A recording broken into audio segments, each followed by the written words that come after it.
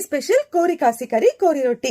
இதுக்கு முதல்ல 1 கிலோ சிக்கனை வாஷ் பண்ணி எடுத்து மிளகாய்த்தூள், மஞ்சத்தூள், உப்பு சேர்த்து நல்லா மேரினேட் பண்ணி வச்சிடலாம். அடுத்து ஒரு பேன்ல 2 spoon KTV true value rice பேண்ட் ஆயில். இது லெஸ் அப்சர்ப். இதுல நேச்சுரலாவே காமா அண்ட் ஒரிஜினல் அதிகமா இருக்கு. மூஃபா அண்ட் பூஃபா ரேஷியோ கரெக்டா இருக்கிற மாதிரி பேலன்ஸ்டா தயார் பண்ணிருக்காங்க. முக்கியமா நம்ம பட்ஜெட் குள்ளேயே வந்துடுங்க. அப்புறம் KTV பேஜை இன்ஸ்டாகிராம்ல ஃபாலோ பண்ண மறந்துடாதீங்க.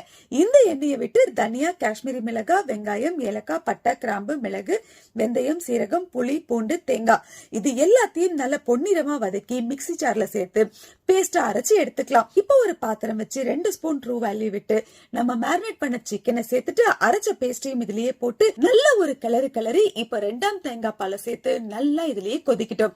இப்ப சிக்கன் நல்லா வெந்து வந்திருக்கும். ஃபைனலா முதல் தேங்காய் பாலை சேர்த்துட்டு ஒரு கொதி வரும்போது இறக்கி வச்சு ஒரு தாளிப்பு கரண்டில ட்ரூ வேல்யூ 2 ஸ்பூன் விட்டு வெங்காயம், கருவேப்பிலைய வதக்கி கொட்டினா சூப்பரா கமகமன்னு கோரி காசி கறி ரெடி. அடுத்தது கோரி ரொட்டி.